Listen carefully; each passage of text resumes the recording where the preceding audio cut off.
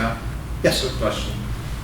There's a woman who professes to be an expert on this matter, who's in opposition. Her name is Publius Hulda.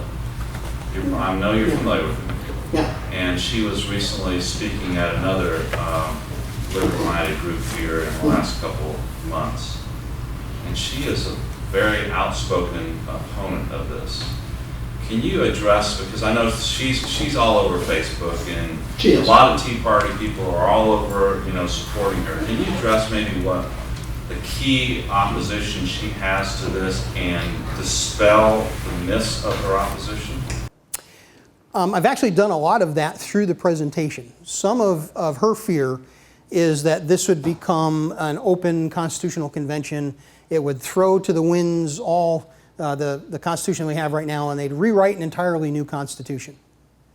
Well, when we read through Article 5, you saw right in the article the limits that Article 5 places on anyone calling for a convention. There is no question, the language was clear in there. It's to amend this Constitution only. It's to offer amendments to this Constitution only. And then those amendments have to be ratified by 3/4 of the states.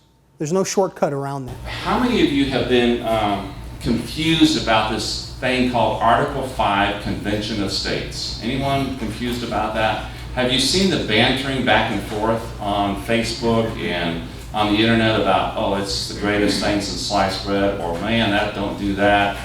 That's like George Soros is behind it, and so forth. In fact, it's funny how we Tea Partiers become so dogmatic about our positions that oftentimes we're ready to slit the throats of the guy that's sitting right next to us in a Tea Party meeting. I mean, it's amazing.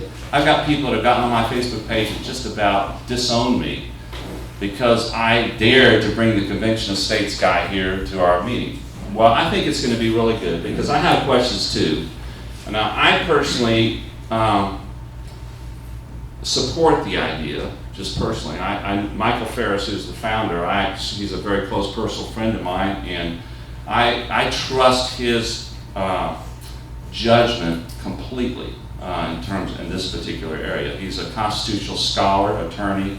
He's been leading the fight for all the issues that we stand for in this room for 30 or 40 years. So I don't doubt his acumen in this particular area, but I still have questions. So I'm glad that our speaker here is here tonight. Let me just tell you a little bit about him. I'm not going to read his whole intro because I'll steal some of his thunder.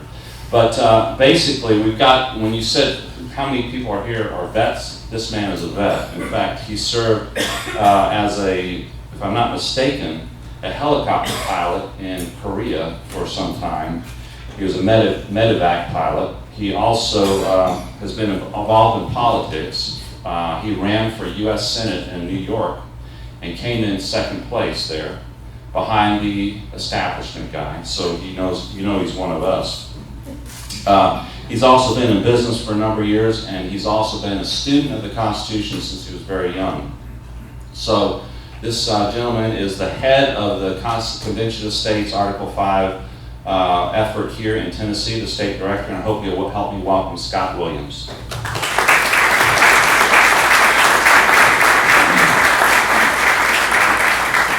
Do you have your ballots yet? Yes. Does everyone have their ballots? Okay. Please complete them. We're going to come around and pick them up in the next 3 or 4 minutes, okay? Thank you. Well, thank you very much. Before we get started, as you know, my name is Scott Williams, as I was just introduced. I am the state director for the Convention of States project. Okay, a little closer? How's that? Okay. I am the state director for the Convention of States project here in Tennessee. And what that means was I was the first person in the state to raise my hand and say, I'll do that. So it's not a glorious position. It's not a paid position. We're all volunteers. And that's one of the things that attracted this program to me was the fact that it truly is grassroots. I am a resident of Maryville, Tennessee. I am part of the Smoky Mountain Tea Party up there. I sit on the steering committee. And so I have a desire that our country right the state of ship. And as you can tell, most of us here would not argue with the fact that we have gone astray quite some ways. We have a problem, and the problem is the federal government has gone wild. It is absolutely out of control in a number of areas. And Washington will not relinquish that power. They have it, they're controlling it, and they're not about to give it up for anything. We understand, now this is a little bit of Constitution 101, we understand that our government is a balance of three branches. We started off with, of course, the executive, the legislative, and the judicial branch. And even the legislative branch was broken down into a Senate and a House. And originally, the Senate was there to represent the views and desires of the states. And the House of Representatives was there to represent the desires of the people. So there was a dichotomy, a loggerhead at each one of those positions, trying to make sure that if anything happens on the federal level, it is hard fought, and it doesn't happen at someone's whim. It's not an easily done thing. We have also a fourth branch of government now, after 230 some odd years, thanks to Senator Mike Lee. If you look at the top right here, there's a stack of papers that is the legislation that was passed in 2013. If you look down here, there are 80,000 pages of the Federal Register that little stack affects. Those little bit of laws that they passed affected that much of the Federal Register. And you can't read a federal law like you'd pick up and read a novel. You start from the beginning, go to the end. Each paragraph, each sentence deals with a change of a word or a paragraph or a meaning in some other part of the Federal Register. So it's very difficult to follow even the laws that they're passing to understand just what the impact is going to be on those. I did, for our own Tea Party, a rendition of the Frank Dodd bill after it was passed. And it is horrendous. When that thing is fully implemented, understand, when that thing is fully implemented, they will be able to regulate the price of toothpaste in Walmart. That is how invasive this thing is. Now, I was a financial advisor, and I sold that business because of what was in the Frank Dodd bill. It became absolutely untenable when clients could sue me for losing money in the market. There's no way you can predict what the market's going to do, and that was too much risk for me. So I sold that business and got out. Today, we have what we'd like to see, most of us, is a national government, a state government, and a local government that are within reasonable amount of sizes. But our federal government looks at it a little different. They see themselves as being the 800-pound gorilla on the block. They have an alphabet soup bureaucracy set up to manage and create their whims. Congress has abdicated their role of writing laws. Now they create legislation that allows these bureaucracies to write laws. In the Frank Dodd bill alone, there are 271 different agencies that weren't even named yet that could be created because of that bill that Congress says all they did was set the ball in motion. It's going to go out on its own. And then, of course, our state governments have been relegated to being enforcement arms of the federal government. They're there to do the federal government's bidding anymore. And our poor local governments, I mean, my goodness, there's not a lot our local governments can do when you look at the bigger picture of things. That's not what our founders envisioned. They envisioned a national government that was there to take over and to do the limited things that needed to be done for the country as a whole. They weren't there to reach into the lives of the average everyday citizen within each state and city and district and control them the way they do now. The state government was given a little bit more power, and then the local government had the most amount of power for those of us locally here, because that's what mattered. We could talk to our local representatives. We could go and knock on their door and tell them, hey, we think this way or we think that way. We could, in today's vernacular, we could call them up on the phone and have a conversation with them. Try doing that with Lamar Alexander or Senator Corker. And then, of course, ultimately it was an eye towards self-governance. We were to govern ourselves, and that self-governance allowed us to elect our neighbors to become representatives, to do what we wanted them to do. We have major abuses by all three branches of government. I don't think anyone here can disagree with that. We only have to look at the Supreme Court rulings that were just handed out in June to see how far off the rails our own federal government has gone. They found a right in the 14th Amendment that didn't even exist. They made it out of whole cloth. Washington, D.C. has gradually amassed this power, and they've they have just gone out of control in spending. I've got a further slide here, but I'll jump ahead a little bit. We had a debt clock stopped at about $18 trillion, and by all estimates right now, we're about $20 trillion in debt. But I want you to hear the future liabilities this country has. Somewhere between 180 and $200 trillion. And I want this fact to sink in. There is not $180 trillion in the world. We cannot sustain this course we're going on. Completely unsustainable. So the problems that we face are broad, they're big.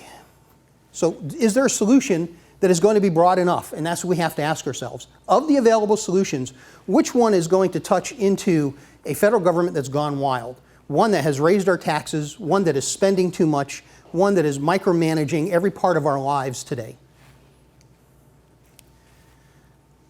Overspending in debt, welfare programs that we're on the verge of losing our republic because of how many people are on the welfare dole. 95% incumbent re-election rate, that's a virtual lifetime appointment. They're there until they want to retire. We've got crony capitalism. I could tell you just an example of Kraft cheese. Kraft cheese didn't like the fact that there were small retail artisan craft shops, and because they cured their cheese on wood boards, they made a suggestion to their inspectors that, hey, maybe they need to be curing it on metal shelving like we have, stainless steel. And of course, in the artisan cheese world, that boarding is where it gets half its flavor. And they've been doing it for thousands of years, and it's been safe. And it almost caused the collapse of the artisan cheese industry in this country. Fortunately, it was stopped. But that's the kind of crony capitalism we have. They're using government regulations to curtail any kind of commerce from other areas. Of course, the alphabet soup agencies, we talked about the fourth branch of government, risks to our Bill of Rights. To fix the problem, we can't simply address one thing.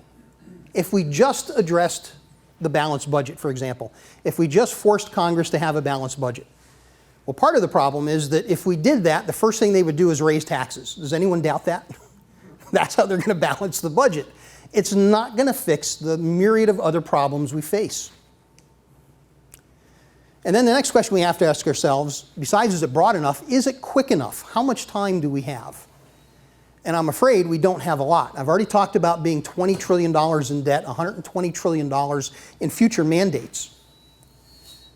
$1 million borrowed every minute. We're on a political cliff, not just a financial cliff.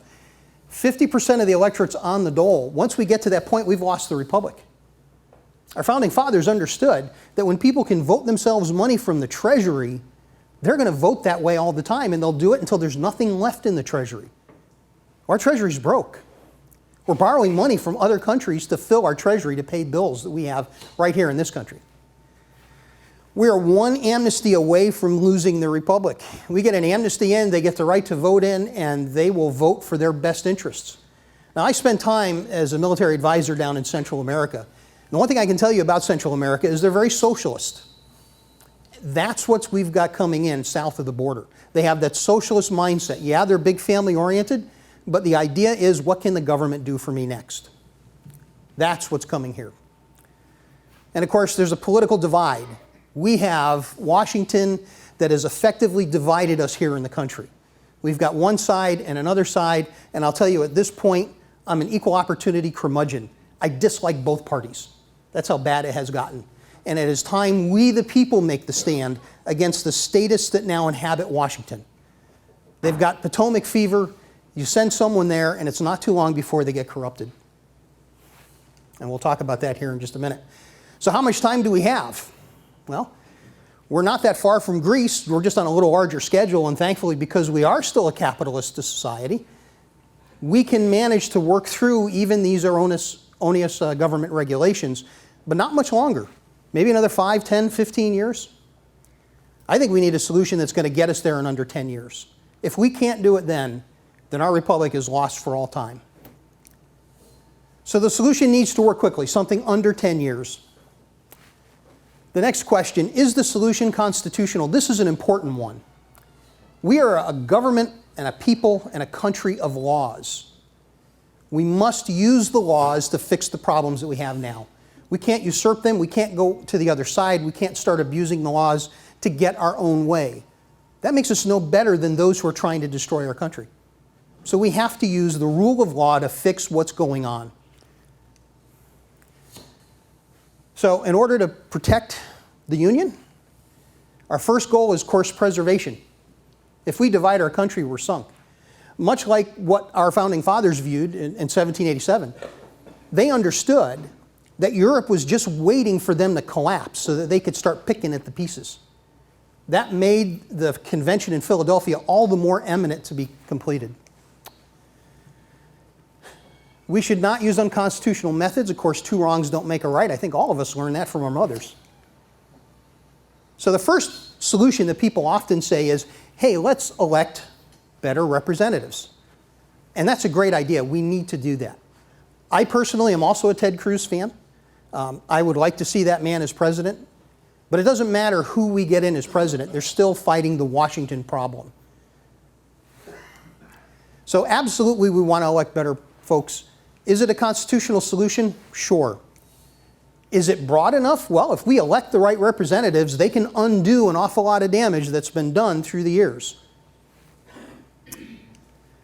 Is it quick enough? We have been trying to elect better representatives for 70 years.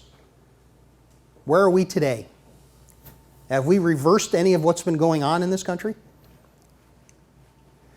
Well, I have, if I can get this to play here, I have a short video that takes us through, actually walks us through the time it will take to get better representatives in the House and the Senate to be able to reverse what we're doing. And it's about 2 minutes, so if you'll indulge me, I'm going to start it here, provided it will work.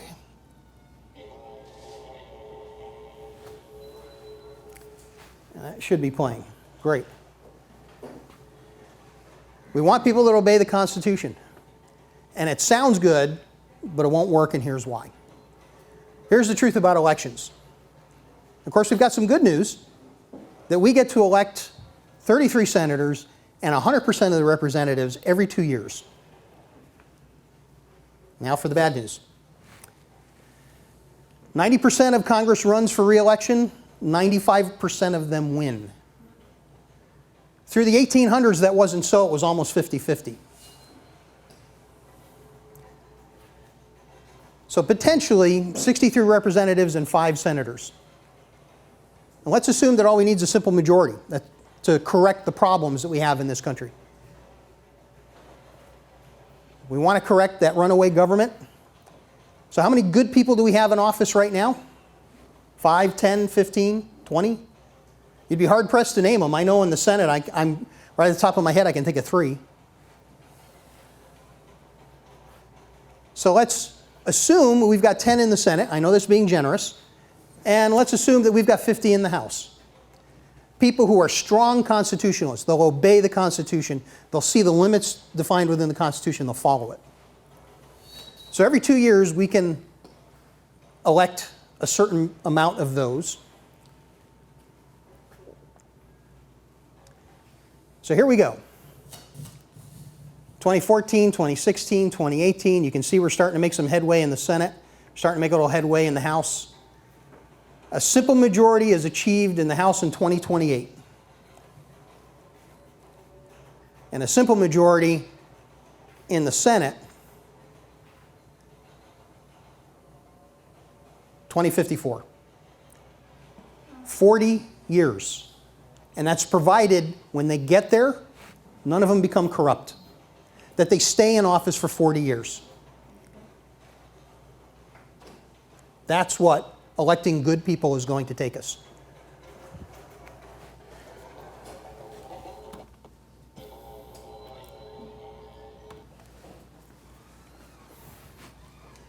That's a little sobering. Yes, it is a constitutional solution, but folks, it's not fast enough.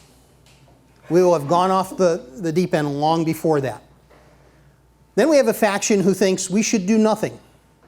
Let's let the system collapse. Let's let it go down the drain. Let's let it burn. Let's let the whole thing just come tumbling down because we're going to rebuild from the ashes.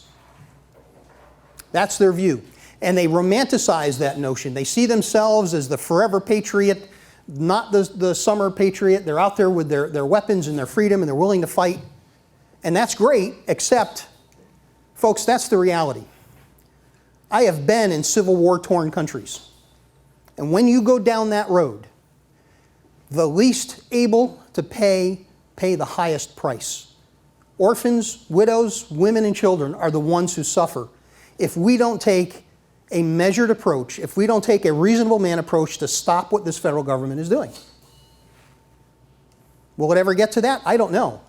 What I do know is I'm going to present to you a solution that we have now that we have to try. For me, for my faith, when I stand before the Creator of the universe and He asks me, hey, I gave you a tool, why didn't you use it? I've got to be able to answer, I tried. You know, the old joke, God, why didn't you save me? Well, I sent you 3 boats and a helicopter. What more do you want? Now let's talk about nullification. That has been making the rounds as well. And believe me, I understand. I am mad too. I am really mad. And a lot of people see this as being the solution. Let's just nullify those laws. Well, there's a problem with that. The 10th Amendment, of course, is what they cite, and it's short, so I'm going to read this a little bit here. The powers not delegated to the United States by the Constitution, nor prohibited by the states, are reserved to the states, respectively, or to the people. Now, you'll notice that there are some things missing from that. First off, there's no action verbs. There's no or else.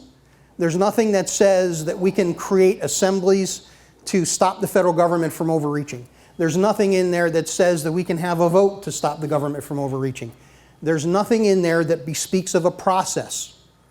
What the 10th Amendment does do is it does give us legal standing to go back to the Supreme Court and say, the federal government has enacted this law, we don't like it, we're suing the federal government. Who makes the rules at the Supreme Court? And are they ruling in our favor now? Are we ever going to get a victory there? Not likely. So clearly the states are not specifically empowered by the 10th Amendment, though it does give us legal standing. We must look to the rest of the Constitution of how we can correct these abuses of power.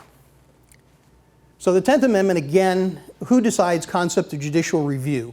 And that's always been a question. Well, who said Congress, or who said the Supreme Court has the final interpretation?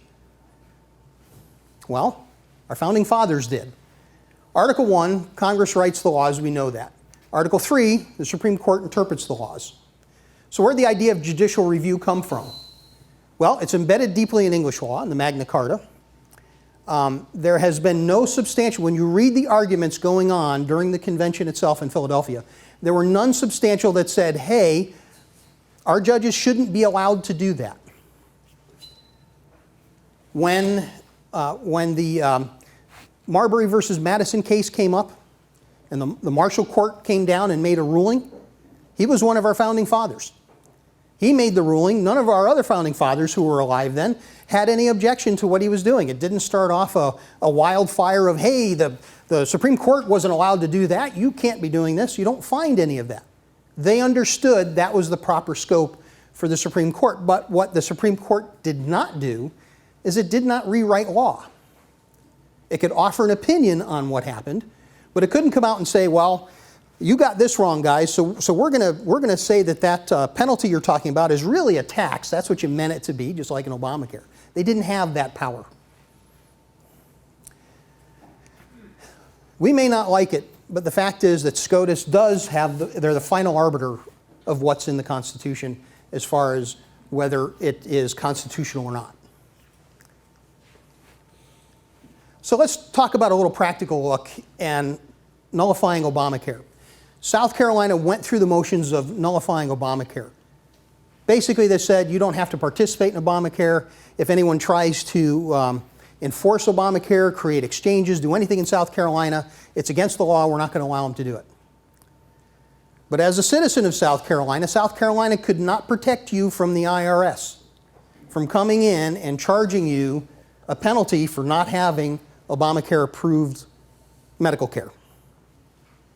So that kind of nullification makes for great headlines, makes for great publicity, but it doesn't do anything for the citizens. It's powerless to protect you from a federal government that can reach in and do that kind of damage to you financially.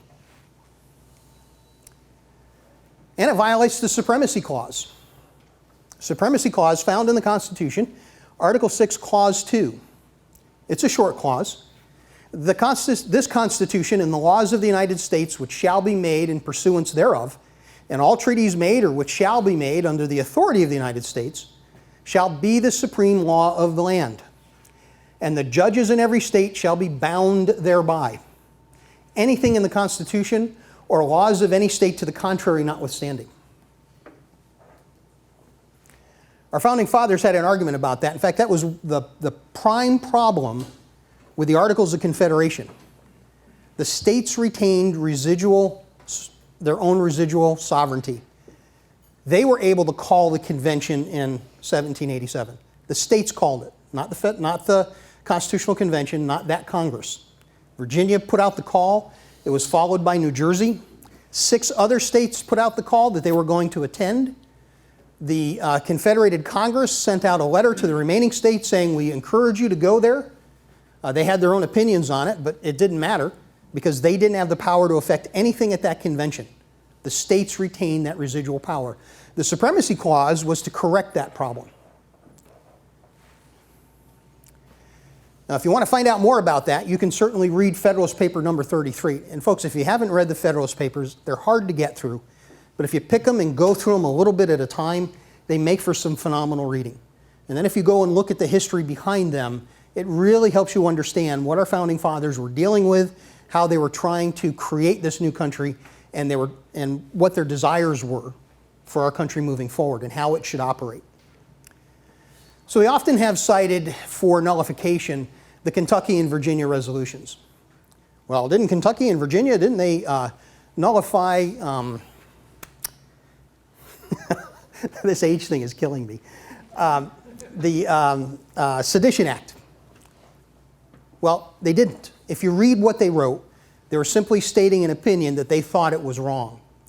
And in fact, 7 states responded to what Kentucky and Virginia did, denouncing their resolution. And 3 states even passed resolutions with their own state denouncing it. They didn't send it on to Kentucky and Virginia like the other 7 did, but it was a unanimous idea that you cannot nullify. And our founding fathers understood that. If a state could, we'd have a patchwork of laws all across this country. What would be legal in one state would be illegal in another state. You wouldn't know going from one state to another if your driver's license was any good.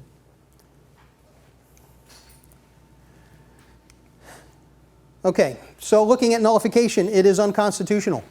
You can read Federalist 39. It describes that the courts are making the decisions on what is and isn't constitutional. A wrong interpretation of the nullification clause has led to armed conflict. It would create a confusing patchwork of laws like I just described. Nullifying states would subsidize non-nullifying states. Let's say Tennessee did. We nullified half of what the federal government was doing. We stopped accepting their money. Do you think California is going to? They're still going to take our money here in Tennessee and they're going to send it out to California. So if we want to stop this, we don't want to stop it for Tennessee. We want to stop this abusive spending for the whole country. Otherwise, we're the ones paying for the rest of the states who decide they don't want to. It's impractical to nullify a litany of federal laws. Just consider the 80,000 pages that you saw printed out. How would you nullify each and one of those pages when each page has 5 or 6 different areas of the law they've changed? That would be a nightmare to try to do that. So direct nullification is unconstitutional, it's illegal, it's dangerous, it's confusing, unfair, and impractical. But believe me, I get it, because I'm mad too. I want to stop what this federal government is doing. But I also understand that we've got to follow the rule of law to do it. Now, our founding fathers were not blind to this issue. They understood this day was coming. We'll get into that here in a second. So a summary of our current crisis, as you can see, out of control federal spending and debt. We have a political crisis with an increasing percentage of people who are on the dole. We have all 3 branches encroaching on state sovereignty. And that's really what's happening. The federal government is pulling. They're ceding power to themselves, and the states are powerless to stop them. Congress will not fix the problem. The last time Congress voted to minimize their power was the original Bill of Rights. That's the last time they did that. The president alone cannot fix the problem. We've had a situation where the Democrats had complete control, the Republicans had complete control, and nothing changed. In fact, it got worse. The Supreme Court will not fix the problem. We've had an activist Supreme Court for a long time. They're not about to stop doing and reducing their power. They've ceded it unto themselves. They're very jealous of that power.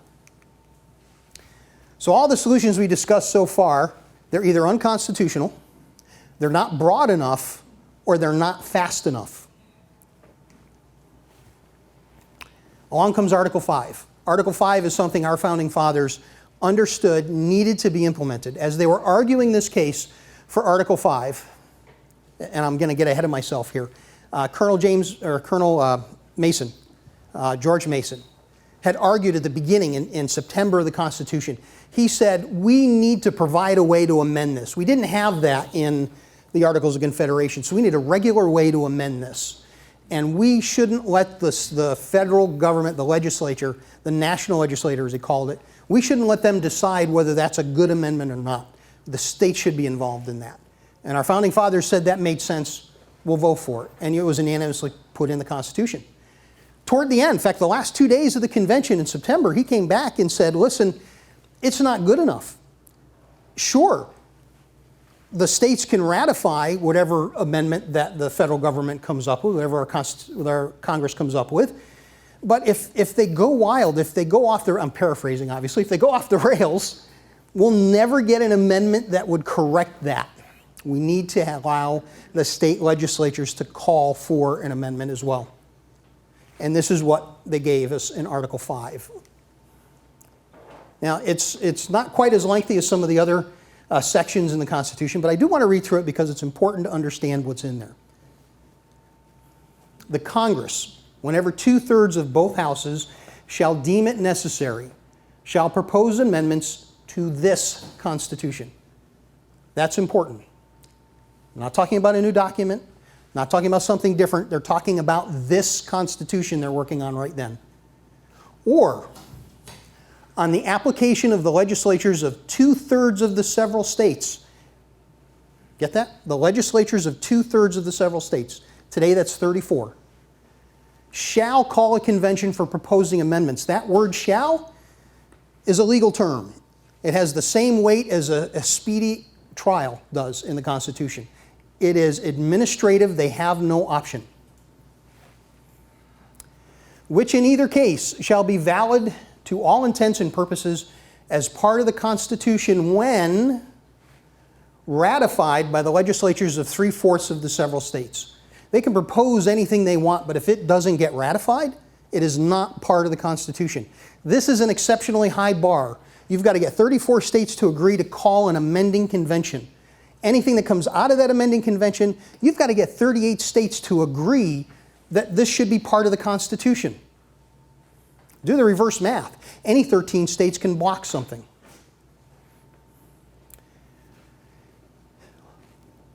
The other power that Congress has, and it's spelled out right here, or by conventions when ratified by the legislatures of 3/4 of the several states, or by conventions in 3/4 thereof, as one or the other mode of ratification may be proposed by Congress.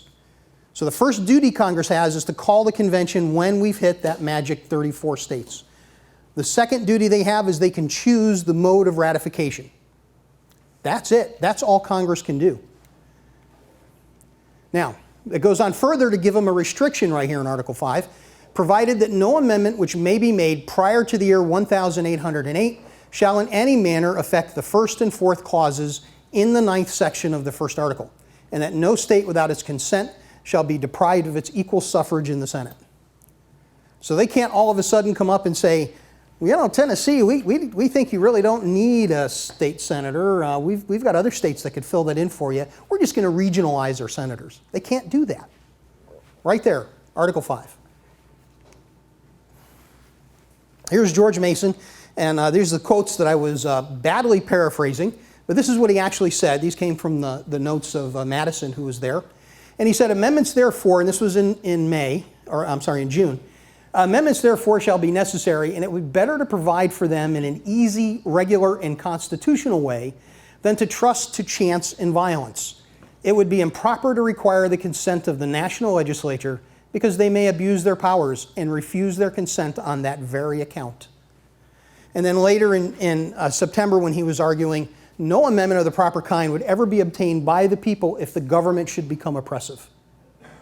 Folks, they understood this day was coming. Our founding fathers were brilliant. And they were either brilliant for everything or they were brilliant for nothing. They understood the very nature of man. They understood the sin nature of man. They understood that man will want to gain power for themselves. They had just defeated a king that wouldn't listen to reason. And they wanted to make sure that we didn't legislatively enact a new one. So James Madison, in a letter to Edward Everett, the same Edward Everett who spoke for 2 hours before Lincoln at the Gettysburg Address, or fame, back in 1830, talked to him about this very process. And he was talking about a federal government gone wild back then.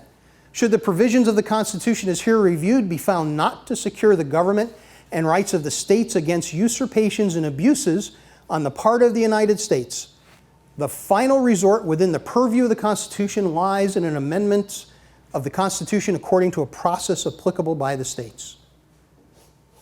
So this was the Article 5 that he was talking about. Now there's been some misunderstanding with James Madison. There have been people who have said, well, he was against the Constitutional Convention. Well, first off, an amending convention is not a constitutional convention. They can only offer amendments to this Constitution as we just read. And then those amendments must go out for ratification. There is no shortcut to this. But where people get that idea came from a letter that was sent to a Mr. Tuberville. They were arguing at the end of the 1787 convention. The Constitution had gone out. They were trying to get it ratified, but there was no Bill of Rights. And so people were arguing. They said, what do you mean there's no Bill of Rights? We're not going to vote for this until you put the Bill of Rights in there. Go back to the convention and add the Bill of Rights. And his response was, no, trust me. We're going to add a Bill of Rights. Let's get this ratified first. If we go back into convention, it's going to undo all the hard work that we've done. We don't know what kind of a monster is going to be created coming out of this. So let's ratify what we have now, and then we'll add amendments. We'll add a Bill of Rights. Now, here's an interesting point. As we know, the Constitution got ratified, and as time progressed, we had the president seated. We had Congress seated. They were meeting and discussing legislation, and not one peep about a Bill of Rights. Not until 1789, when Virginia offered the very first Article 5 application that demanded Congress move on a Bill of Rights, followed by a letter from New Jersey, of all places, stating the same thing. They intended to file their Article 5 application. Then and only then did Congress go, oh, wait, they were serious. We need to put out a Bill of Rights. Now, the amendments that came out was a smorgasbord. There was actually 12 of them, and only 10 got ratified. The actual First Amendment and Second Amendment did not get ratified. Actually, that's a mistake.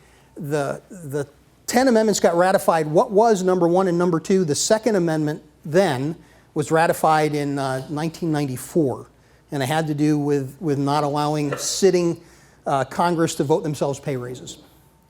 The first one was actually an apportionment amendment that would limit the amount of representatives to 50,000 people at the high end.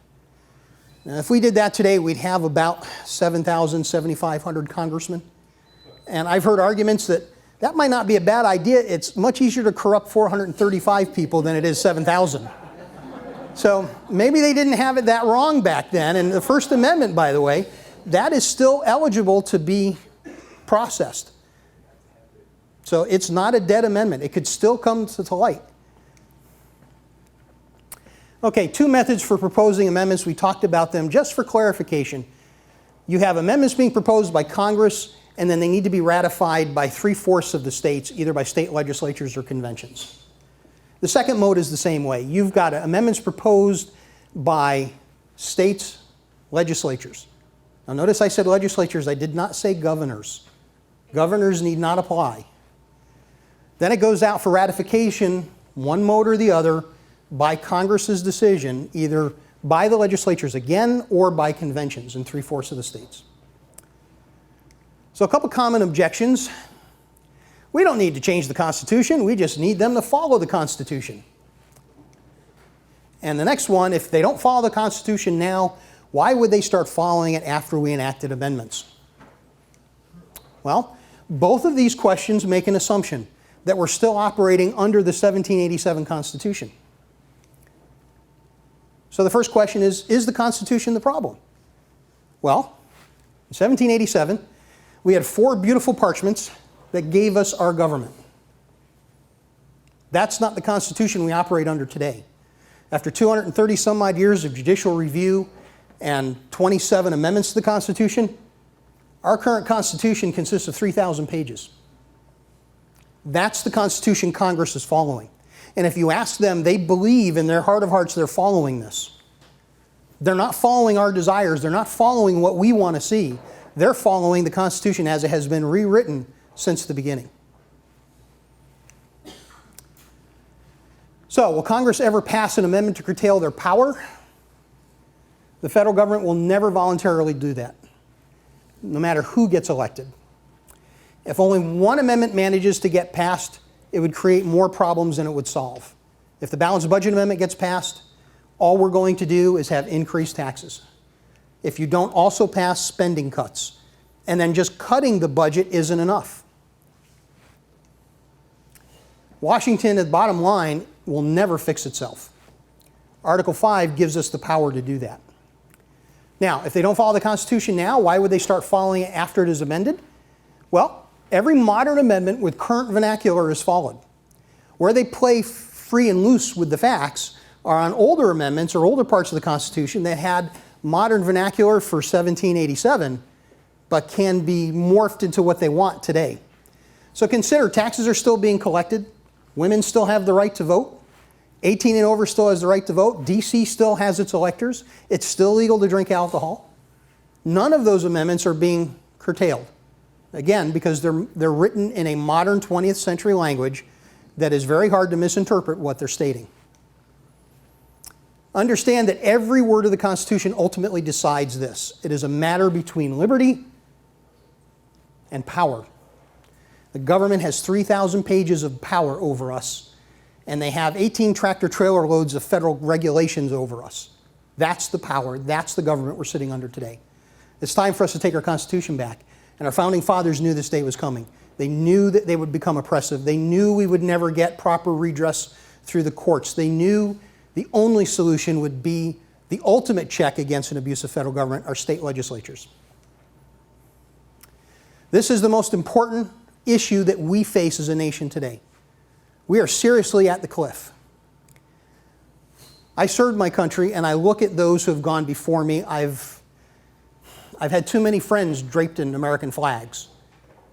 I understand that what they fight for every day that goes by, that we change the Constitution they died for, we mock their deaths. That's my passion. That's why I'm here fighting for Article 5. The current mangled Constitution, 1787, was the greatest governing document the world had ever seen. It was modified by amendments. The Bill of Rights created a new version, 27 amendments, created 27 new versions. It was modified by SCOTUS, starting with Mayberry versus Madison, 228 years of SCOTUS interpretations, SCOTUS, Supreme Court of the United States. That's what's happened to the Constitution we started with. SCOTUS is an ongoing amending convention every time they sit. That was never a vision for our founding fathers. They never intended for them to have that kind of power.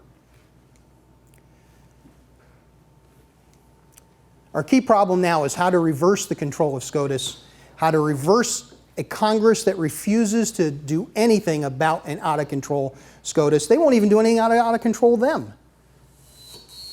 2 nights ago, I saw a report that Congress was looking at taking veterans who were so severely disabled they couldn't work and taking away part of their stipend so that they'd have something to live on when they hit 65, replacing that with Medicaid and Medicare and with Social Security. Well, we paid into Social Security just like everyone else. We have the right to that as well. So how do we reverse SCOTUS? We can't impeach and replace them. We have a Congress that refuses to do that. We can't wait till overreaching justices retire or die. We can override decisions via amendments to the current mangled Constitution. We can restore the clarity of original intent in meeting. The original Commerce Clause. The original Commerce Clause was there to settle disputes between states as they arose. If there wasn't a dispute, the Commerce Clause wasn't intended to be enacted. There was nothing for them to do. Now, through the Frank Dodd bill, like I told you earlier, when it's fully implemented, another 2 years from now, they can regulate the price of toothpaste in Walmart. So is Article 5 broad enough? Well, there certainly are multiple Article 5 attempts right now. Now, Article 5 itself is neutral. Anyone can try to get together a group and call for an Article 5 amending convention. In fact, since the beginning of our country, there's been over 400 calls for an Article 5 amending convention. They've just never been able to make it to the required 2/3. Now, of the ones that are going on right now, you've got ones like the Balanced Budget Amendment. It's limited to the topic of the balanced budget only.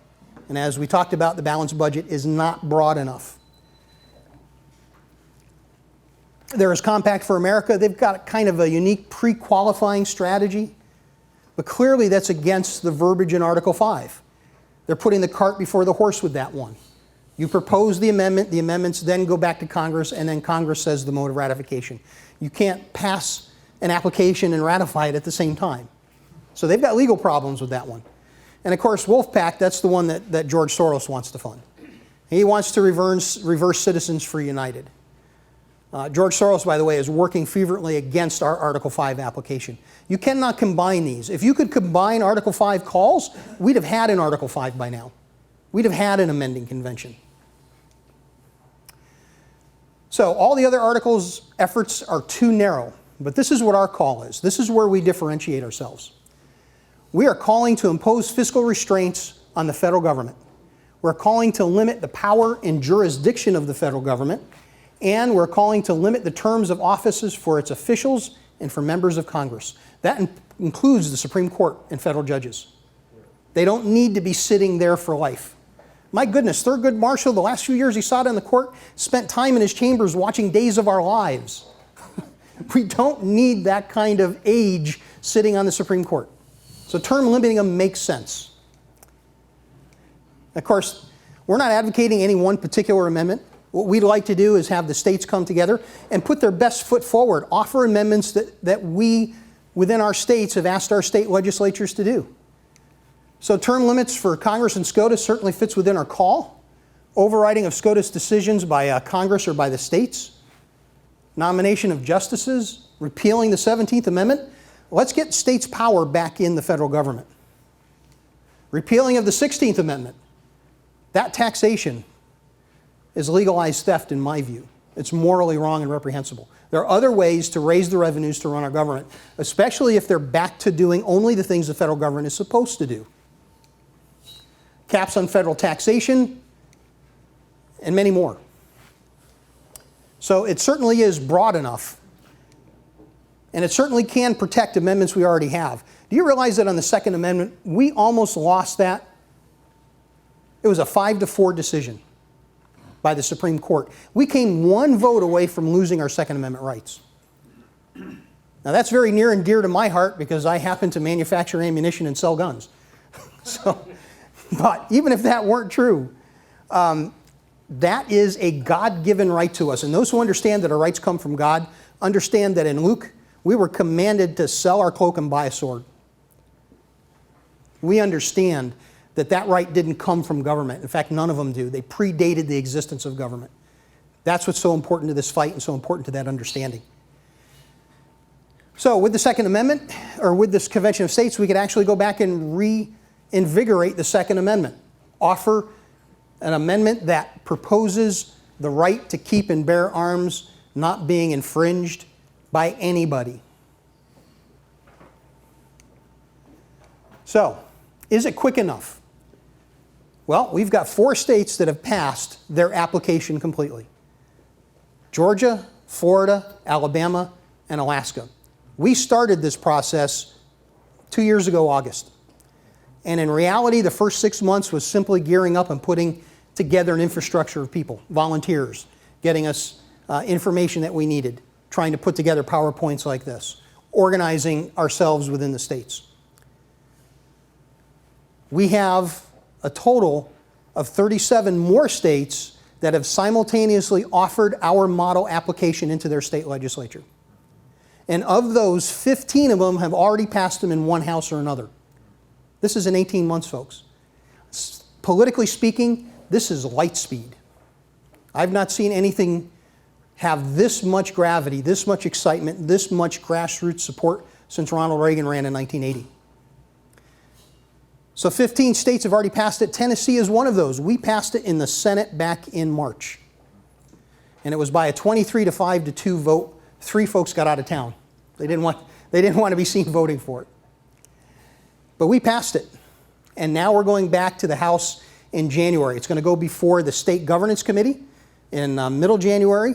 And our goal is to move it out of the State Governance Committee to get it to the floor of the House as soon as possible. We've got, right now, 14 other states that are vying to become number 5, and we'd like to beat them. We'd like Tennessee to become the 5th state. Ratification method is selected. Either legislatures are the slowest method, so if we chose to do that. By the way, we've only ever used the other mode one time, and that was for the repeal of prohibition. Every other amendment, Congress has chosen to use the legislative process, and that is the slowest process to get an amendment passed. Ratification, it could happen as soon as 2018. If we can get all of our states called in 2016 or early 2017, the convention would be called relatively soon. Again, that shall clause. And then from there, we envision a convention that would last about 6 months. And then out of there, just like our original Bill of Rights, we'll get a smorgasbord of ideas for us to decide. The way we're organized is by state. I'm one of 42 other state directors. We talk amongst each other all the time. We know what's going on in each other's states. What's happening here in Tennessee is being replicated across the country. We have over 6,500 petitions that have already been sent to our state legislatures for an Article 5 application. We've got over almost 12,000 likes on our Facebook page. We've got thousands of people out there who are volunteering to work in Tennessee. In fact, we've got a district captain right here. We've divided Tennessee up by legislative district. We've got 99 of them. Each legislative district has at least one district captain that we're trying to recruit. Marshall, are you here? What district are you district captain of? 39. 39. So if you're in District 39, Marshall's the guy to talk to. But again, we're all volunteers. None of us are getting paid for this. The average time to ratify all prior amendments, if you exclude that number 2 amendment, which took over 200 years to ratify, that's kind of the one-off. If you exclude that, the average time is 1 year, 8 months, and 7 days. So this is a process that is fast enough. It can be completed in time. It is the only solution that'll do that. It is the only solution that's broad enough to address each of the areas that are failing in our federal government. And we are looking at a cataclysmic, massive failure if we do nothing. So will an Article 5 work? Well, we talked a bit about the organization that we have. We have 40 plus states, 42 states that have state level folks. I'm the state director, but I also have a legislative liaison. Her name is Ramona DeSalvo. Ramona is an attorney out in Nashville. She's an entertainment attorney. And she is working with our state legislatures. In fact, on Monday night, we have a legislative roundtable. Our main sponsor in the Senate, Senator Mike Bell, and co-sponsor Bill Ketron, will be on a panelized board of the main sponsor in the House, Representative Sheila Butt, and the main co-sponsor, Jay Reedy, and myself. And we'll be talking about Article 5, and they'll specifically be talking about how they see Article 5 helping Tennessee, and why they feel this is the right way to go in curtailing the power that the federal government is amassing over us. So other conservative groups are joining in. And reality is it only takes a majority of legislatures. Again, governors do not need apply. We don't need Bill Haslam's permission to do this. We don't need any governor's permission to do this. like them or not. We just don't need it. The state legislatures are the ones who have the ultimate check and balance against an overreaching federal government. And in the terms of Mason, an abusive federal government. I don't think anyone here would argue we don't have an abusive federal government right now. But we have a legal, moral, ethical, civil way to curtail what they're doing to us.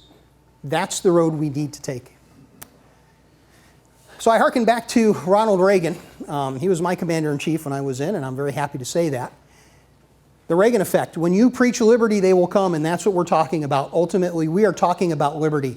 We're not talking about a Democrat thing. We're not talking about a Republican thing. We're talking about an American thing. We can do this. And when you do that, you win by landslides. The American people have been thirsting for this kind of a solution. How many times have we emailed and called and visited congressmen and senators and we've gotten absolutely no response from them?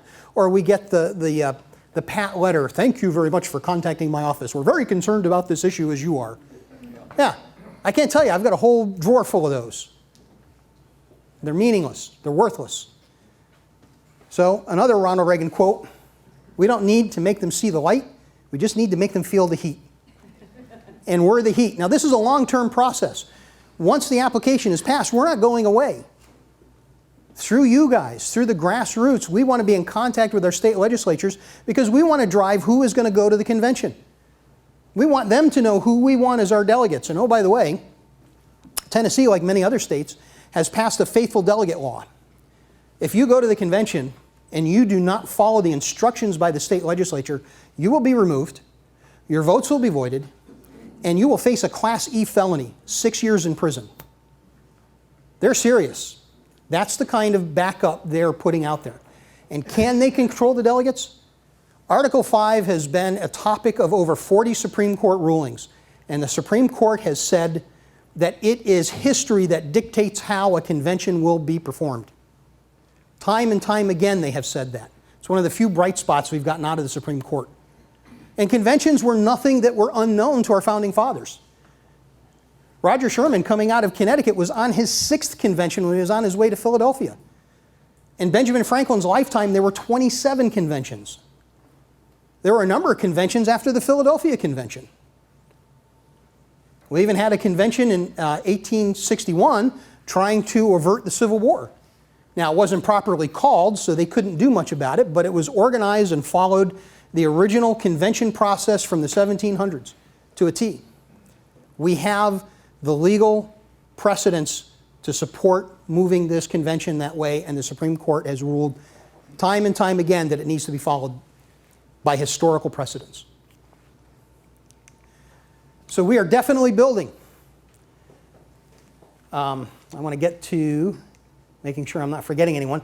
I talked about a lot of these slides without going through them, so I apologize. Yes, we have a deputy state director. His name is Norman Bobo. I'd be remiss if I didn't name him. He is just absolutely a dynamo with energy. He is organizing, along with Ramona DeSalvo, our legislative roundtable coming up in Nashville on Monday. We have 3 open positions for coalitions directors. We're looking for people in Tennessee who can help us find other like-minded organizations, other groups that can see that we're preaching liberty, that understand the banner we're marching under, that see the truth of the issue. They're not inflamed by wild rhetoric.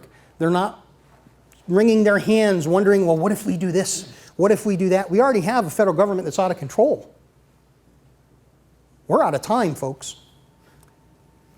We've got regional district coordinators that we're looking for, and of course, district captains. We currently have 23 out of the 99. But every district in Tennessee has between 40 and 60 volunteers that have already petitioned their representatives to pass our application. But we need more. We want to make sure they feel a lot of heat.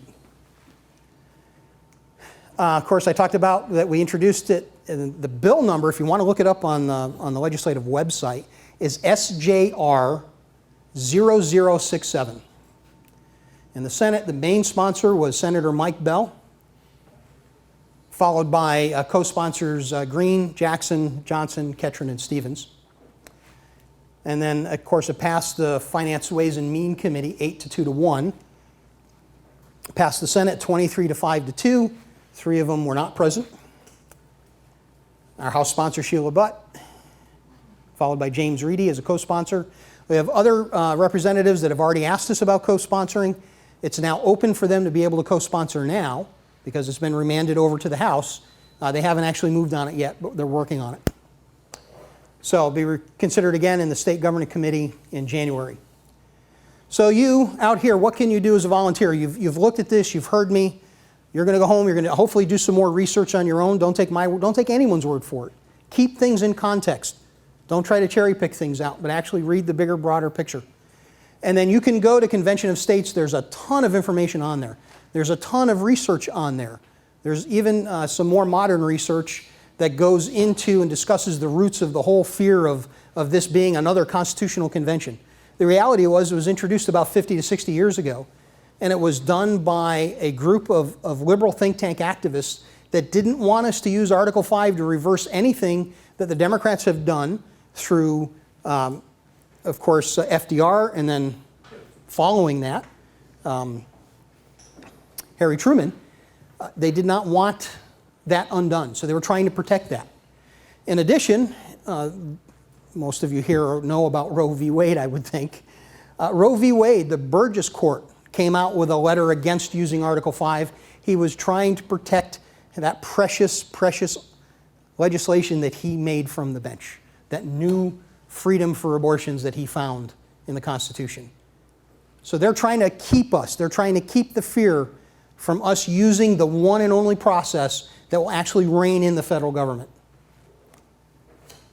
So once you've looked at that, once you've looked at the research, my card's back there. You can get my card. You can call me. I'm open to discussing this. I will talk with anyone whenever I possibly can. Please not 2 in the morning. I'm trying to get some sleep. And then you can take the next step. You can sign the petition. The petition will go to your state House, whoever your representative is there. Another copy will go to the Senate just to give them a little reinforcement. Let me tell you, our representatives, some of them are great, great patriots. Most of them need a little bit of knee bracing now and then. So that's one of the ways we can do that. Again, it's a fantastic source of information.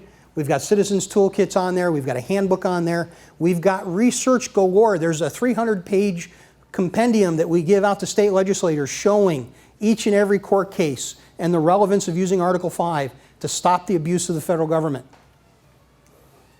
And then finally, you can go to our Facebook page, Convention of States, Tennessee, and you can like our page. We put a lot of information on there.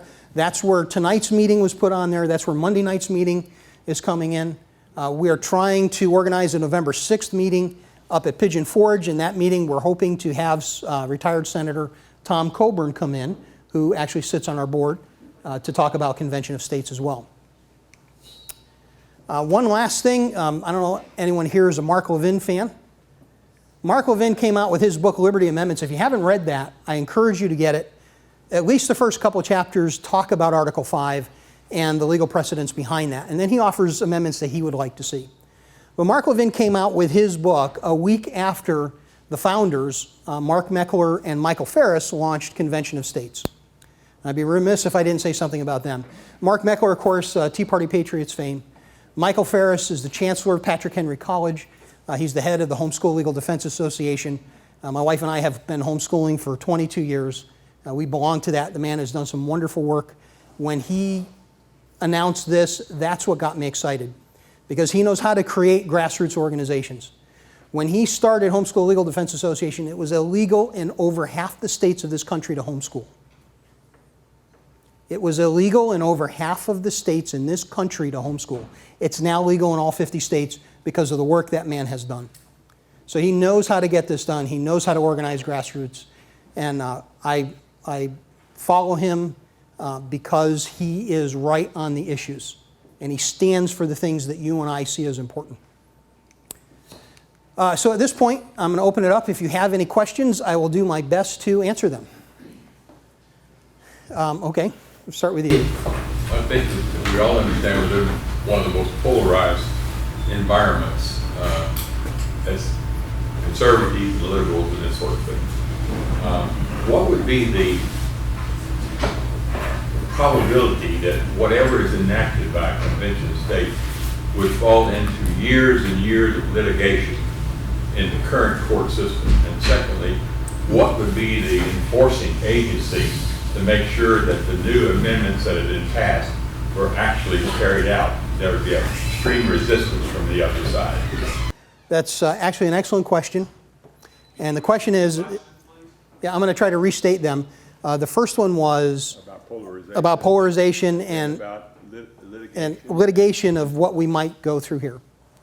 The second one was enforcement. Polarization has really gotten us separated. And part of what I'm doing is trying to talk to people and explain to them that we're not talking about a Republican thing, a conservative thing. We're talking about a statist thing versus the rest of we the people. We have in other states Democrat supporters of this program because they understand what we're talking about is returning power to the states. They see that. They understand. They're as frustrated to do anything in their states as we are. They want to do things in their states which they are free to do if they've got the political clout to do that the federal government prevents them from doing. And so many of them are looking at this and saying, well, I don't always agree with everything that's on there, but I do like the part about me getting more power. So although we don't have a tremendous amount, we do have a growing community of people who are looking at this and saying, you know, the Democrat Party doesn't represent me anymore. They certainly don't represent what I thought they were representing. And when I hear on a national stage presidential candidates trying to out-socialize themselves, maybe this isn't the right direction we need to go in. So they're starting to wake up to that. Now, litigation is always possible. Anyone can take something through litigation, but it's very hard to litigate an amendment once it has been passed by 38 states. There is not the political will to do that. When the voting age was lowered to 18, the Republicans did not have the political will to try to stop that. It just didn't exist. If 38 plus states come out and say, we want Congress term limited, Congress does not have the power to override that. If they get to that position, if that's a possibility that we face, well, it'd be the only way to know that, but we've lost the country at that point. My bet is that when these amendments get enacted, they will be followed faithfully just like the other amendments that have been enacted before then. If they don't, then we have taken the last civil way to secure our liberties. After that, we're going to have to make a decision how we will respond to an out-of-control federal government that will not bend to the overwhelming will of the people. And I hope never to get to that point. But we have to take this step to make sure that we can civilly change what needs to be changed in our country. So they can try that process. I just don't see as how it's going to withstand. Not the political will. I see you as an optimist. I'm not being a pessimist. You're out of time. How are you going to function in a depression? Well, we functioned in previous depressions. Yes, I know, but you're having this convention of states and everything while we're in the middle of a depression. You're right. All right, how are you going to do this? People are going to be more worried about food on the table, roof over the head. Do you understand how long depressions lasted before the Federal Reserve was created? Correct, I do. Typical depression was 12 to 18 months. But you're talking, sir, 2018. I see a depression before then. I would argue that to some degree we're in a depression right now. Well, that's recent. I'm yeah. talking about Total depression. And we may be there. I don't have that crystal ball. I can't predict in 2018. I know. What I can say from my work as a financial advisor, I understand the economic engine that this country has. Mm-hmm. I understand the power that capitalism has despite what the federal government is doing. There are businesses being opened every day. There are companies who are sweating it out and surviving as best they can, and they will continue to morph and change to survive through this period of time. I don't think we have as short a time as you would think that we have. But I don't think we've got beyond 10 years. The reason I say that, sir, is because as of 1932 and 30 and actually before, we weren't quite as global. Today we're global. As of probably 6 months, Europe will probably fall totally on its face. Japan will follow. China is already trying to pump up a transcontinental railroad to go around so that they can try to boost themselves up, just like the Rockefellers did in this country. You know, they're like repeat history. Hey, Brian. They're going to fail. Brian, let's get to some other questions, okay? You have some good valid points, but there's a bunch of... My final word on that is, I can't predict the future. We may or may not be there. I'm not willing to go down without a fight because this is too important. We may end up there, but not before we try the last legal vestige we have to correct the problem. That's where I come down on that. Ma'am. You said the faithful delegate law was passed in Tennessee. It is. The other states that have looked at Article 5, the ones that have passed the balanced budget amendment, for example, they've passed similar laws. You'd have to look in their states to see exactly how they have curtailed their delegates, but it's something very similar to what Tennessee has done. In fact, Tennessee modeled theirs after a couple of the other states that have already passed this. Sir, in the blue. What prevents the convention from either giving the federal government additional power or even brand new powers? Okay. That's a good question. What prevents the convention from giving the government additional powers or brand new powers? First, you have the call itself.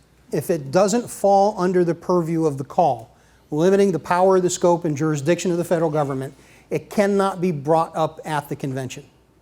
Those are the convention rules. Those are the rules that the delegates are going to be sent with partially.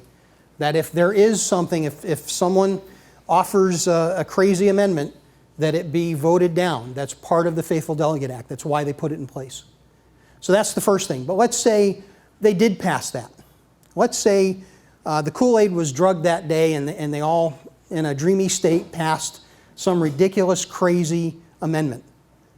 It still has to be ratified by 38 states. We still can block whatever comes out of there by 13 states. We have 26 state legislatures that are controlled by strong conservative governments. So I think we'd be able to block it in that case. This is a high bar. This is not easy to pass any one amendment. We've had a number of amendments that came real close but never made it. Most of you look like you might be old enough to remember the Equal Rights Amendment that didn't make it. There was a hard push for that, but we were able to push back. Will all the amendments be passed at one time? Or will No, they all stand on their own just like the original Bill of Rights. You had other questions? Sir, in the red? First, I want to thank you very much for the presentation. I thought it was just excellent. I've never been particularly in favor of this. I've read this, yes, I've read Mark Williams' book. But the world is shifting, it's changing. It is. And I think we're moving along at light speed right now. I had an opportunity this morning. I was speaking to some students. I actually was teaching. I was a lecturer that somebody asked me to sit in, so I stepped in. I opened my mouth. A bunch of students, very, very left-wing, very, very liberal at UTC. And what I found out was this. I talked about possibilities. I talked about hope. I talked about what we can do with businesses today, how we can make those businesses financially successful and the opportunities. I said a lot of what you said right here today. And you know what? They loved it. They liked it. When I was done, they didn't want to leave the class. They were, when are you going to come here again? I think any of these things you can shoot holes through. I mean, there's gaps, there's puckers in almost anything that you can possibly do. But if we don't, the alternative of doing nothing leads us down a road where we're faced with nothing but the unmentionable. Places that none of us in this room want to go. We're all prepared to go there, but none of us want to go there. And you've given me an awful lot of business. That's what I'm talking about. Your business is a lot of business. And it seems to me that if we can stand together behind something, even if it's imperfect, and if we understand what the odds are. You said a moment ago, well, Congress is going to go along with this, so they're going to turn their backs on 3/4 of 6. Of course they'll turn their back. You'll see an ad campaign like you never saw in your life before, and they'll blitz the United States. 78% of the people didn't want the Affordable Care Act because they're afraid the taxes were going to go up. Didn't stop it. But is that a reason not to do this? I think that's what we have to ask. Is the potential for downsides a reason not to do this? So even though I have my reservations about this, I think this is something we all ought to be getting behind. I think this is something we all ought to really sincerely think about. Maybe this is the next step, because there is no other step after this, not anyone that we want to go. So I want to thank you for putting this and spelling it out in a way that's so easy to understand and workable. Well, I appreciate it. That was my goal for tonight. Thank you. Certainly, Green. Yeah, this sounds really good and so forth, but always the argument has been, and been somewhat answered about the, some crazy thing. Now, you're going to have a lot of liberals that's going to be in this convention. And I suppose the next step, if one of these crazy liberal things are adopted in the convention, you have to, petition Congress to the states to ratify it. And so far, it's been more Democrats than conservatives, so that's been a big concern. There are 99 state houses in the United States. Nebraska is a unicameral. They've only got one. All the other states have two. Of the 99, 70 of them are in the control of the Republican Party. You can argue one way or the other on that, but we have a better than not chance at any time in our lifetime of being able to control the process simply because of the number of mostly liberty-minded Republican local state legislatures that are out there. And it takes only 13 of those to block any one of these amendments from going forward that's a crazy amendment. I don't know that we'll have another opportunity like this in our lifetimes.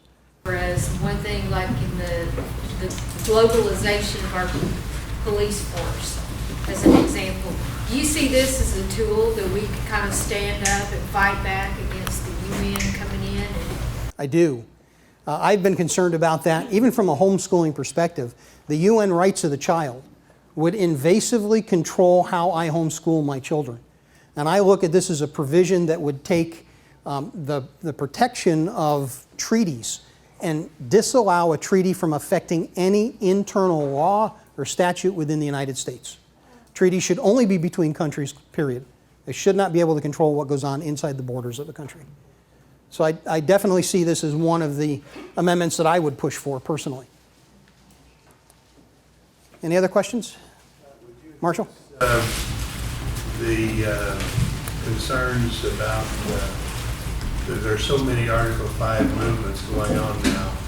When a convention is called, the George Soros's group will not be able to gain admission to that. Yeah, I talked about that before when I mentioned that none of the Article 5 calls can be combined. They're all separate calls on their own. With over 400 calls since the start of our country, if they could have been combined, we would have had an Article 5 at this point. We would have had an amending convention already. So I don't particularly care about what George Soros does or doesn't do. He's not the guy I'm worried about. I want to see us come together as Americans again and fight for the liberties that our founding fathers gave us in this country. Ma'am.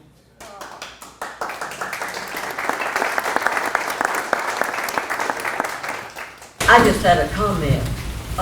If we don't give this our best shot, I really think the UN will take us over as far as regulations and that sort of thing, and one of those will be gun control for the entire world. Good luck in enforcement. Oh, they can do that too. Just run out of But I do agree. This is our last best effort. Any other questions, sir? Is there a expiration on these? Like you said, 4 states have already passed it. Do the other states have to pass in a certain amount of time? There is no expiration in our call. The call is an open call. States can offer them, and it stays open until we get 34 states that call for them.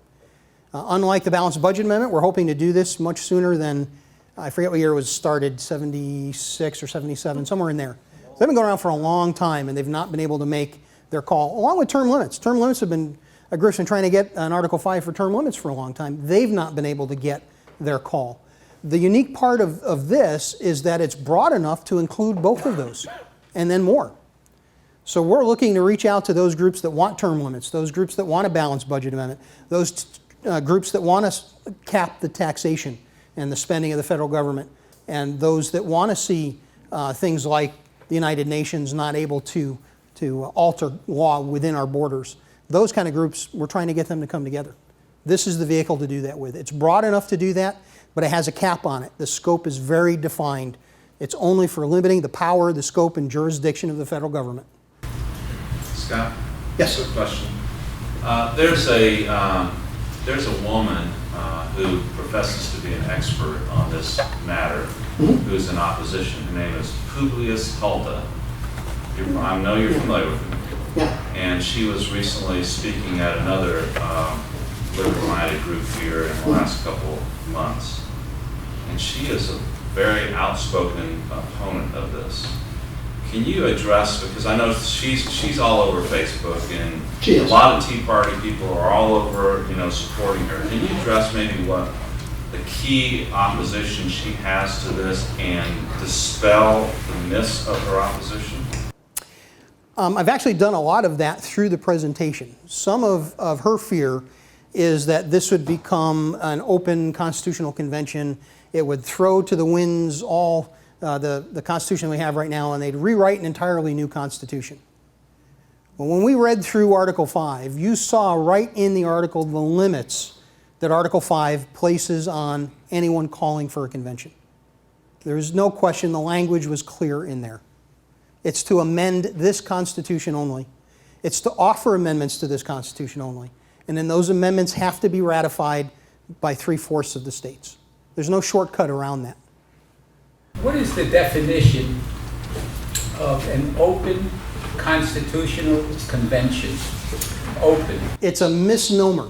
A convention is only a meeting. And that's where, how do I say this? There are people who, for a variety of reasons, do not want this to happen. Some of them because they fear the undoing of 100 years of progressivism and taking of our liberty. Some of them because they want to see the system fall. They want anarchy to reign.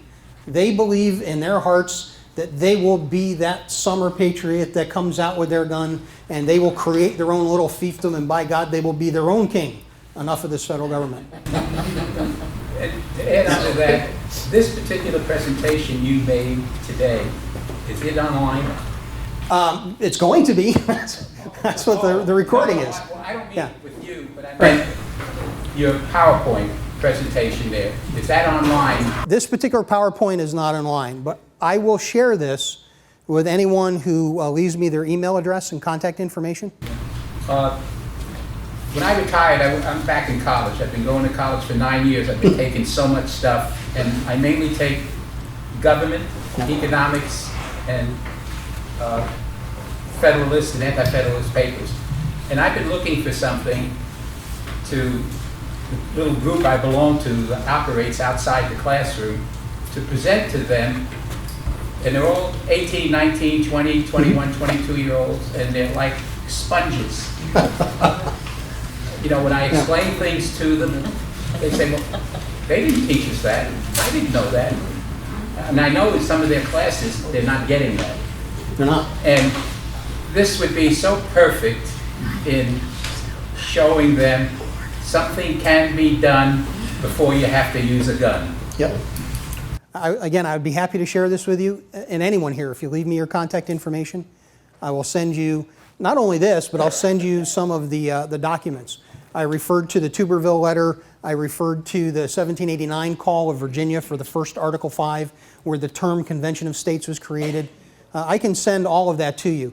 If you really want, and you suffer from insomnia, I can send you that 300-page compendium for state legislatures as well. We just have a ton of information, a ton of good research to show that what we're talking about here is the truth behind Article 5, and it's what our founding fathers intended for us to use. This is the quintessential in case of emergency break glass provision within the Constitution, and we're there. So, any other questions? Scott, give us, I know you already have, but one more time, give us what are the 2 or 3 things we can do leaving tonight. Okay. Go through that one more time. One more time, there's a couple things that you can do. Let me go back to this slide. Go to conventionofstates.com.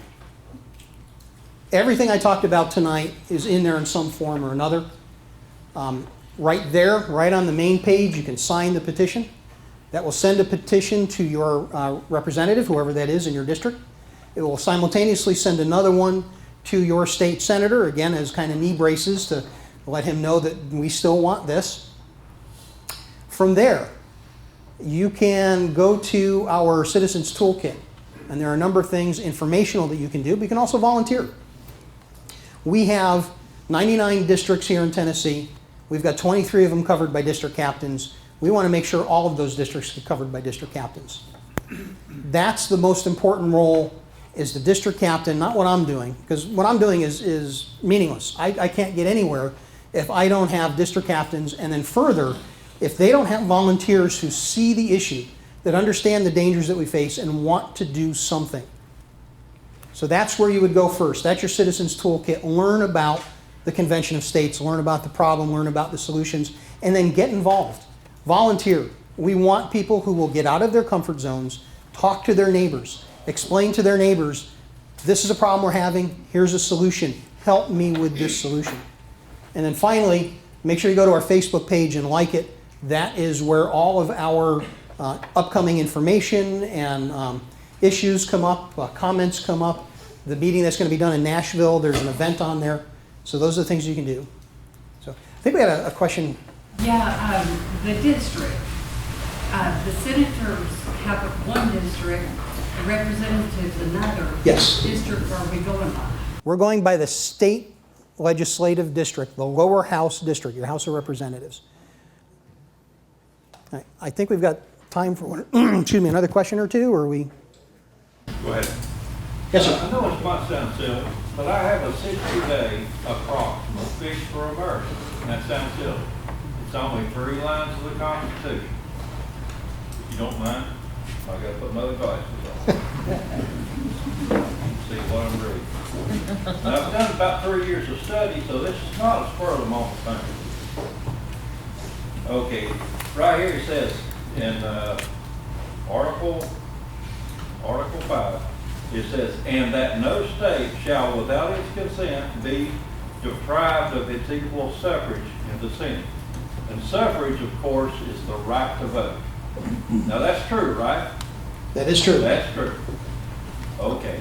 That right there, and just to tell you that no state has ever set up a protocol in their state legislature to vote on federal bills.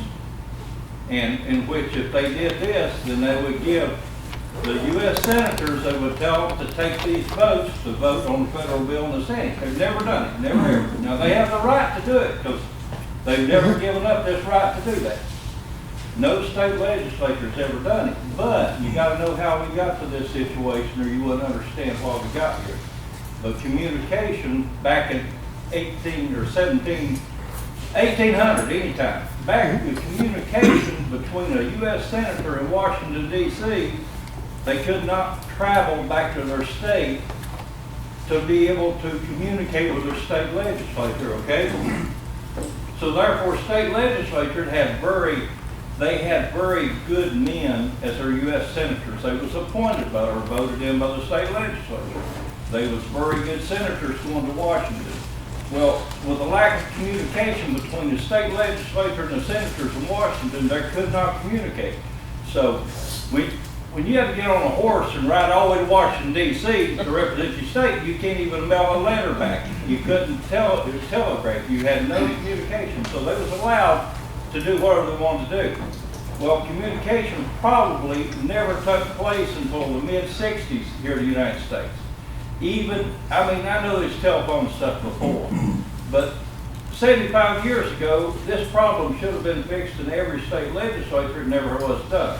It's never been done, and I can't even get a hold of people and tell them now. I tell I'm a Georgia resident, but I'm here.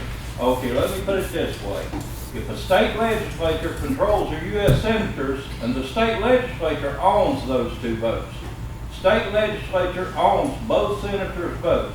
And they'll say, if you ask a U.S. senator, who do you work for? I work for the people. Well, they've been doing this for 200 years. Everybody believes it. Anybody you ask, if you ask them, who does a state U.S. senator work for? They say, oh, they work for the people. Wrong. They never have. According to the Constitution, those votes belong to the state legislature, okay? And if a state legislature does not push this in any state, then they're not representing the people that they're representing. They're just not doing it.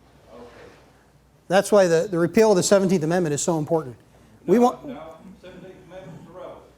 Absolutely irrelevant. Well, we would have to disagree on that. The 17th Amendment took the power away from the state legislatures to recall their senators.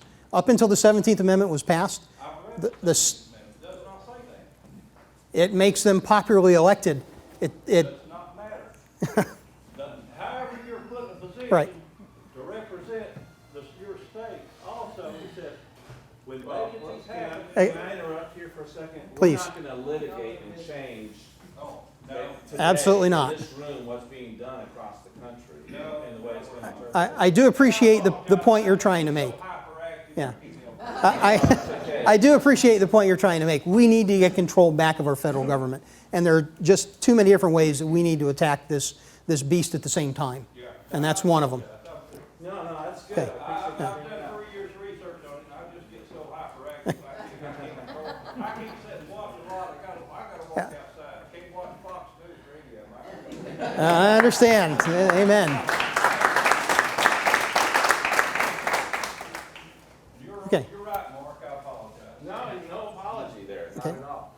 So basically what we're doing is we're putting the jurisdiction back in the 10-mile limit. Well, I'm not quite sure I follow that, but The jurisdiction of the United States is within a 10-mile limit that they set. Oh, originally, you're talking about the D.C. area, yes. And it says The swamp, in the middle of the swamp. Yes. I think a lot of people would like to just build that fence, not on the southern border, but around D.C., and then just fill it. So, fill it up to the brim. But we've got a better way. We've got the legal, moral, ethical way. Yes, ma'am. I just have one comment. I'm from the DC area. I've been in the fence up there, okay? And one of my problems that I have in myself is that we are calling for term limits, but I know from being up there and working in those agencies that it takes a new representative, a new senator, at least 2 years to even figure out where the restroom is, much less figure out who all those agencies are. For example, you know and I know, Tennessee Valley Authority in DC does not exist, has never existed. Those people don't know nothing about Tennessee Valley Authority. And so, I mean, there are many other agencies they know a lot about, but TVA is not one of them. So that's where I know it takes some time in DC to understand the agencies, what they do and who's running what. And so therefore, if you've got somebody that's up there for 2 to 4 years, by the time they, eventually understand what the business is all about, you're ousting them. What is the solution to that? Going back to Article 5, one of the amendments I would love to see happen is a sunset clause on all federal agencies. They need to die. And they need to be, if you're going to push for them again, they need to start from ground zero. They need to start all over again with the appropriations, the arguments for even having the agency. That's the only way we're going to solve that. But in addition, I would like to see not just term limits, and that's why our wording is officials, not congressmen and senators and judges, but it's officials. So the bureaucracy can be term limited as well. One of the problems with term limits is you get those guys out of there, but the bureaucracy stays in place. That needs to go. So, yes, ma'am. Last question here. All of this is a little bit hard for me to understand, especially about the convention when it's called. Tell me again how we're going to keep it from becoming out of control. Okay. Last question. It's a good one. How do we keep the convention from going out of control? And the first one is by the call itself. The call is limited. So when the delegates meet, they have to propose amendments that fall within the call, or they cannot be voted on. Their states control the delegates. So if someone brings up an amendment that says, we don't like Tuesday, we're going to name it Purple Day. If someone comes up with a crazy amendment, the instructions to the delegates are, you will not vote for that amendment. So even though it can be proposed, it should never see the light of day. Should it see the light of day? Again, let's say there was something in the Kool-Aid and they all very dreamily, starry-eyed voted for that Purple Day replacement to Tuesday. It then must go to the states, and 38 states must ratify that before it becomes part of the Constitution. That's another check and balance. This is a high bar. The amendments are not going to be willy-nilly offered and voted on and put into the Constitution. It's going to be a lot of work to get even one amendment passed. But that was by design. Okay, last follow-up, and I think we're done for tonight. The states control the delegates. What if you have a state that's part of it that doesn't want to control the delegate along with the cause? Okay, very good. What if you have a state that doesn't want to control the delegate? The first state that comes to my mind is California. California is going to send whoever they want to send, moonbeam something, and they're going to come there.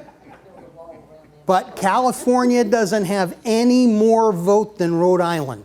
It's one state, one vote. I don't care if California sends 100,000 delegates. They only get one vote. And we control the state houses on a conservative level of 26 states right now. It only takes 13 of them to block it. So with that, I really thank everyone coming out and listening to me droll on. I appreciate that.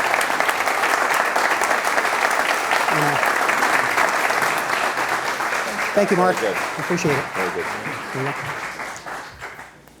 I hope that was very helpful to you. It was to me, but I know there's still a lot more questions, so I'm going to really encourage you. They've got a great FAQ on their website. They've got responses to every major organization or individual who has created any kind of controversy about this issue. So please go to their website.